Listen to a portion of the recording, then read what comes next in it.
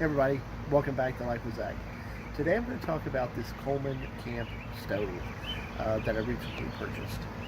So now this is an older stove that I actually got at a local auction, but it's basically the same thing as new camp stoves that Coleman makes. They really haven't changed anything.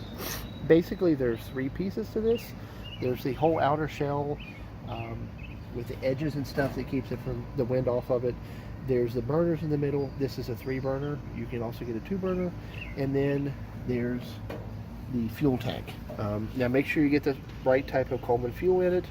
But I'm just going to go over today basically how to light it. So what you do is you start off, there's a little plunger here.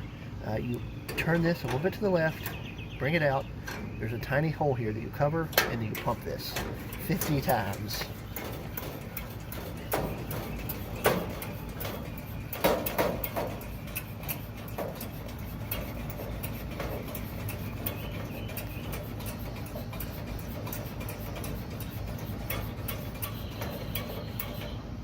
Then you screw this tight while keeping your finger over there so the pressure doesn't bleed off.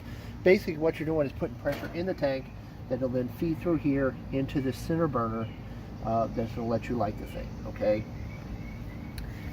Basically what it does, as you can see, is it attaches back here and an elbow that goes with the burner. You also want to make sure on the either end here there are 2 valves. You want to make sure these are closed because these are your gas supplies to your 2 side burners. You just turn those to the right to get them closed. Here in the middle then is the valve that controls the gas supply. What you're going to want to do is turn this all the way on, and if you have enough pressure you'll start hearing hissing.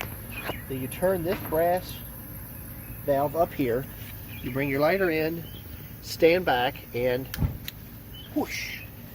Then you're going to want to give it a minute. I always count out a full minute just to make sure that we're basically letting things settle in here before we're going to close this brass valve.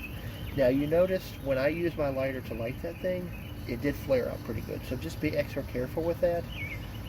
The thing is, if you're using a match or something, it can be really tricky. You will have to like throw it in there. I had trouble before I got this, so you're going to want to pick one of these up if you're going to be using one of these stoves. But you can see it lights off here and then it kind of dies down. That's what we're looking for, and then we can take this knob and close it, and you can see here in a second, if everything went right, it kind of dies down to that blue flame. Now this is an older one and we're still working on it and stuff. We just got it going so it doesn't 100% do what it's supposed to, but as the stuff seals up and things burn off, it's going to. Then to light our other ones, basically come over here to our valves. We turn this 3 or 4 times to the left. You'll see the gas actually go down here, and then the same thing. And you see our nice blue flame now because we're not overfeeding it. We come back over here and we light it off. And this is what it looks like when you've got the right pressure and the right flames and everything. Now, one thing you do have to remember is we're operating off the pressure we did by pumping it up here. So if you're going to be cooking for a long time with this, you want to come back over here, fingers cover the hole, and pump it back up. But that's only if you're going to be using it for a while. It's going to burn off. But there's a lot of heat coming out of here, and again, the blue flame is what you want. And this is probably 30, 40 years old, and it's just going right away because there's not a lot of moving pieces or anything that can go wrong. And you can buy this piece, the tank, any of the burners, anything else that you need to on Amazon.